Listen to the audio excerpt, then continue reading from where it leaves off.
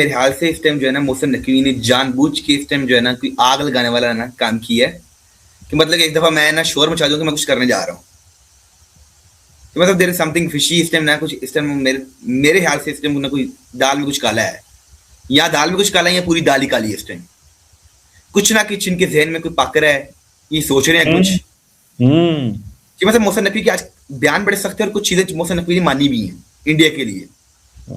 सबसे पहले उन्होंने कहा कि हम डिक्टेशन नहीं मानते, ये बांग्लादेश के साथ इन्हें ज्यादती की है, इन्हें डिक्टेट की है बांग्लादेश को, they are powerful, they can do what they want. उन्हें बोला जी वो जो चाहते हैं वो कर लेते हैं। इट मींस पाकिस्तान और पीसीबी को इस टाइम पता है इंडिया इतनी ताकत में है, जो वो करना चाहता है वो कर सकता है।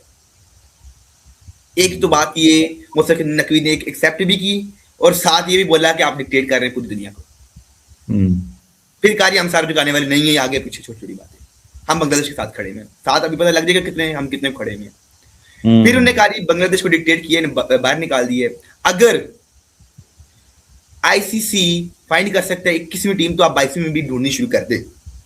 इस चीज का मतलब जो था बड़ा गहरा है, डीप है, लेकिन कंफर्म नहीं है कि पाकिस्तान बाइकआउट करता है या नहीं करता है।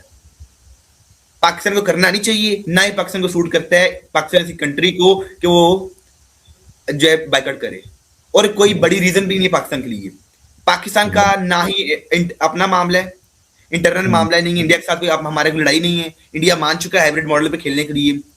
यहाँ आप ये कि बोले मोहसिन नकवी को सीधे सीधे बोल सकते हैं कि भाई हमारी टीम तैयार है, आप ये बोल रहे, मैं ये बोलूंगा भाई देखें मोहसिन नकवी को चाहिए कि हमें हाइब्रिड मॉडल पे हमें सारा कुछ मिल चुका हुआ है। We are playing in Sri Lanka. Finals अगर आप पहुंचते हैं तो फाइनल भी श्रीलंका में है, सेमीफाइनल पहुंचते हैं तो सेमीफाइनल भी आप एक श्रीलंका में लेके जा सकते हैं।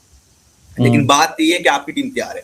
एक तो सख्त बात ये की मोहसिन नकवी ने दूसरी तीसरी मैं बोलूंगा सख्त बात ये की बीच में, उन्हें बोला कि we are waiting for our prime minister इस टाइम आउट ऑफ कंट्री है, जब वो आएंगे तब हम फैसला करेंगे। मतलब कि अभी तक पीसीबी 50-50% सोच रहा है क्या हम जाएं या क्या ना जाएं, क्योंकि पीसीबी समझता है कि हमें अपनी बात का मान रखना चाहिए। मतलब ये सोच रहे हैं ना। अब क्या पीसीबी इतना तगड़ा फैसला लेगा, इतना सख्त फैसला पीसीबी कर सकता है? क्या पीसीबी मतलब के स्टैंड ले सकता है इतना सख्त? ये इस टाइम जो है ना चिमा साहब, इंडिया में इस टाइम ये बड़ी सख्त बात चल रही है। ठीक है जी, पीसीबी को क्या मतलब, पीसीबी क्यों नहीं ले सकता स्टैंड? लेगा, मुझे तो लग रहा है लेना चाहिए, क्यों ना ले। ये बात इंसाफ की है, बात कानून की है, बात हक की है। आप क्या समझते हैं पीसीबी को क्यों इतना कमजोर क्यों समझते हैं आप? मुझे तो इस चीज के कमजोर नहीं, मैं नहीं कह रहा कमजोर है, कमजोर वाली बात हो ही नहीं रही इस टाइम। इस टाइम ये बात चल रही है क्या पीसीबी खड़ा होगा। देखिए ना, मैं मतलब एक दो बातें कर रहा हूँ भाई। बांग्लादेश के साथ जाती हुई जो कि हुई नहीं है, बांग्लादेश ने खुद अपने साथ करवाई है, अपनी गलती की वजह से अपने पांव पे खुद कलाड़ी मारी, कोई ज्यादती नहीं हुई है, ये ड्रामा है कि जाती हुई इनके साथ। भाई आपको तो इंडिया पहले मान चुका आपकी शर्तें, और आपने इंडिया की शर्तें मानी हुई है कि भाई हाइब्रिड मॉडल पे खेलो, इंडिया तैयार है आपके साथ श्रीलंका में आके खेलने के लिए, मसला ही कोई नहीं है। जब इंडिया को कोई मसला नहीं आपके साथ खेलने के, वो खेल रहे हैं ना आपके साथ और हाइब्रिड मॉडल के ऊपर खेल रहे हैं, आपको क्या तकलीफ है T20 बाइकआउट करने की?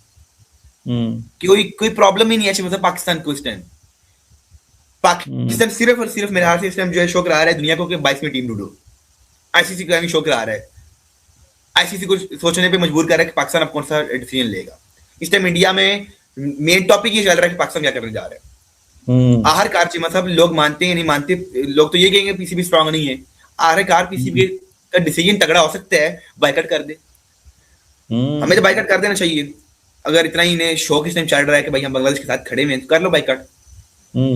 लेकिन पाकिस्तानी क्रिकेट को, पाकिस्तानी अवाम को, पाकिस्तानी प्लेयर्स को ये सूट स्टैंड नहीं कर रहा कि हम बाइकआउट कर दे T20 वर्ल्ड कप का। एक इतनी अगर फर्ज कर लें, आप कहते हैं जी आईसीसी को नुकसान है, आईसीसी को भी नुकसान होगा। जब कम एडवर्टाइजमेंट चलेगी पाकिस्तान में, कम व्यूअरशिप होगी, लेकिन साथ ही साथ आप ये मत भूलें कि आपके चैनल्स को भी नुकसान होगा जब कम उनकी व्यूअरशिप हो जाएगी। जब पाकिस्तान टीम खेल ही नहीं रही T20 वर्ल्ड कप में, तो आपकी चैनल्स की व्यूअरशिप ऑटोमेटिकली कम हो जाएगी। आपको पाकिस्तान को भी नुकसान है इस चीज का। ये नहीं कि सिर्फ आईसीसी को नुकसान होगा, आपके चैनल्स को भी नुकसान है। फिर तो एडवर्टाइजमेंट नहीं चलेगी, पाकिस्तान टीम नहीं खेल रही है, नुकसान पाकिस्तान को भी है।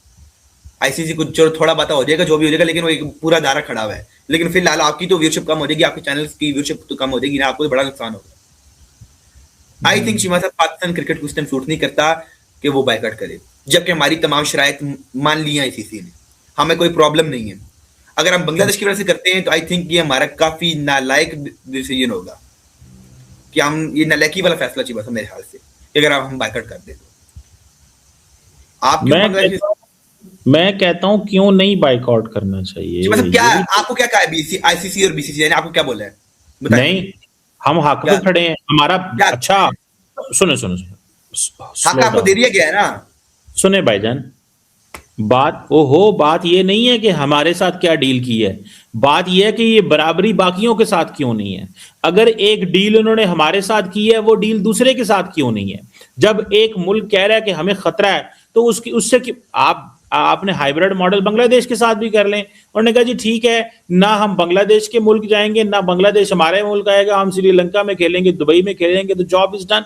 सवाल यह है कि डबल स्टैंडर्ड क्यों है? डबल स्टैंडर्ड का जवाब आपने देना है। आपको इस छोड़ दें इस बात को कि पाकिस्तान जो है वो उसके साथ क्या डील है, और इस चीज को छोड़ें। आप बताएं। आप चीमा साहब मुझे एक चीज मैं आपको बता देता हूँ, डबल स्टैंडर्ड्स। आपका जवाब मेरे पास बने ये ना, आपको मुझे सवाल का मैं इंतजार कर रहा था काफी देर से, कब चीमा साहब ये सवाल करेंगे और मैं इसका जवाब दूंगा। जी प्लीज। इसका सवाल वीडियोस में दे चुका हूँ और दोबारा दूंगा, और मैं एक और चीज ऐड करूंगा इसमें। चीमा साहब जो डबल स्टैंडर्ड्स है, मुझे एक तो पहली बात है कि भाई वोटिंग हुई है, वोटिंग ने पूरी दुनिया ने बोला है कि भाई हम बांग्लादेश के साथ स्टैंड नहीं करते हैं, बांग्लादेश का मौकफ ही गलत है। और बांग्लादेश ने स्टैंड क्यों लिया है हाइब्रिड मॉडल का? क्योंकि मुस्तफिजुर रहमान को बाहर निकाला गया। अगर मुस्तफिजुर रहमान को ना निकाला जाता तो बांग्लादेश को कोई सिक्योरिटी थ्रेट ही नहीं था। मुस्तफिजुर रहमान खेलने जाए तो कोई सिक्योरिटी थ्रेट नहीं है, अगर ना खेलने जाए तो सिक्योरिटी थ्रेट है। ये डबल स्टैंडर्ड है चीमा साहब, इसे डबल स्टैंडर्ड कहते हैं। ये क्या डबल स्टैंडर्ड है कि भाई मुस्तफिजुर रहमान खेल रहा है, पैसे ले रहा है, बांग्लादेश के प्लेयर पैसे कमाए तो ठीक है, अगर ना कमाए तो फिर हमें जो है हाइब्रिड मॉडल दो। ये थोड़ी सी शर्म जो है ना दूसरे लोगों को करना चाहिए, बांग्लादेश वालों की थोड़ी सी, कि भाई ये डबल स्टैंडर्ड्स आपके। आपका लड़का पैसे कमाने जा रहा था, 27 करोड़ रुपया लेके आता, तो आपको बड़ा खुशी थी कि आपने बोला था इंडिया जिंदाबाद है, इंडिया से हम पैसे कमा रहे हैं, और इंडिया से पैसे ना कमाओ तो आप कहते हो हमें हाइब्रिड मॉडल दो। ये चीज मतलब डबल स्टैंडर्ड है। ये डबल स्टैंडर्ड नहीं है कि मुआहिदा हुआ या नहीं। और दूसरी बात, हमने बांग्लादेश को, मतलब हमने नहीं, मतलब आईसीसी ने एक पूरा मौका दिया था कि भाई अगर आप खेलना चाहते हो हाइब्रिड मॉडल पे, अपने वोट इकट्ठे कर लो। बांग्लादेश की किसी ने सुनी नहीं है सिवाय पाकिस्तान के, तो ने उनकी वोटिंग कैंसिल, खत्म। फिर आईसीसी ने कहा हम आपको we are going to give you 24 hours, फैसला करो। उनने फिर काम बायकॉट करेंगे, फिर इन्हें तरला मारा कि हमारा जो मेन्यू चेंज करें, और फिर आईसीसी के ही बंदों के खिलाफ इन्हें अपील कर दी दोबारा। ये डबल स्टैंडर्ड। पहले क्या नाम बाइकआउट करेंगे आकड़ के साथ, फिर तरला मारना, फिर पांव पड़ जाना। ये डबल स्टैंडर्ड चीमा साहब। और साथ आपने जो दूसरा सवाल किया उसकी तरफ आते हैं कि जय शाह। चीमा साहब, इंडिया पिछले साल जुलाई में एक फैसला किया गया था आईसीसी की तरफ से कि इंग्लैंड, ऑस्ट्रेलिया और इंडिया का बोर्ड, और इंडिया स्पेशली, इस हिस्से में अफगानिस्तान विमेन टीम को खिलाएंगे और सिखाएंगे क्रिकेट कैसे खेलते हैं। पहले पाकिस्तान खिलाता रहा, सिखाता रहा जो अफगानिस्तान के लड़कों को, अब उन्हें कहा जी ये इंडिया करेगा।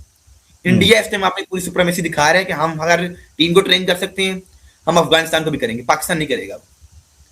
उन्हें पहले पिछले साल तो यही हो गया, तो अफगानियों ने पाकिस्तान को लिफ्ट भी नहीं कराई कि आप हमारी टीम को ट्रेन करें। उन्हें पता था इनकी अपनी टीम का क्या हाल है इस टाइम, ठीक है जी। और उन्हें ऑस्ट्रेलिया को बोला, इंग्लैंड को बोला, इंडिया को बोला। स्पेशली उन्हें कहा इंडिया जो है वो प्रमोट करे इन लड़कियों को, इन लड़कियों को खिलाए, इन्हें एम्पावर करे। ये इंडिया ने उन्हें बता दिया है, क्योंकि इंडिया में विमेन प्रीमियर लीग होती है, इंडिया की क्रिकेट टीम विमेन की बड़ी स्ट्रांग है, उन्हें वर्ल्ड कप भी जीता प्रीवियसली, और साथ ही साथ इंडिया की मेंस टीम बड़ी मजबूत है। और चीमा साहब, आप ये जो नसीब खान से मिला गया है, ये एक बहुत बड़ा फैसला है। इंडिया का इस टाइम जो रुझान है वो यही है कि हम अफगानिस्तान की क्रिकेट के साथ अच्छे ताल्लुकात रखें। लास्ट ईयर अफगानिस्तान के प्लेयर राशिद खान को 18 करोड़ में खरीदा गया था, if I am not wrong, मैंने ये भी दोबारा पढ़ा भी है कि 18 करोड़ में खरीदा गया था। तो मतलब कि उनके तमाम प्लेयर्स को अच्छी कीमत में खरीदा जा रहा है। नूर खान 10 से 15 करोड़ के दरमियान खरीदे गए, 14 करोड़ के आई थिंक। तो मतलब कि अफगानिस्तान के प्लेयर्स को एक तो वैल्यू बहुत देते हैं, उनके ऊपर पैसे भी लगाते हैं, उनकी वैल्यू वो बड़ी कदर करते हैं। और स्पेशली पिछले साल राशिद खान ने बोला था कि मैं पीएसएल नहीं खेलूंगा, आईपीएल खेलने जा रहा हूं मैं। ये भी पाकिस्तान थी। लोअर कलंदर में 2 साल खेल के लिए उसने बोला जहां पैसा, जहां अच्छी डील, और जहां एंटरटेनमेंट ज्यादा, और जहां लक्ष्मी देवी, हम उधर जाएंगे। और इंडिया जब पैसा फेंकता है फिर पूरी दुनिया के प्लेयर आते हैं। कोई भी ऑस्ट्रेलियन प्लेयर को बोले हाँ कि कोई नेशनल मैच खेल ले आईपीएल के दौरान, नहीं खेलता कोई भी। वो बोलते हैं भैया आईपीएल खेलने जा रहे हैं, पैसे बड़े मिलते हैं उधर। कैमरन ग्रीन को 25 करोड़ में अमीरी ऑक्शन में खरीदा गया। 25 crore Pakistani is equal to 80 crore.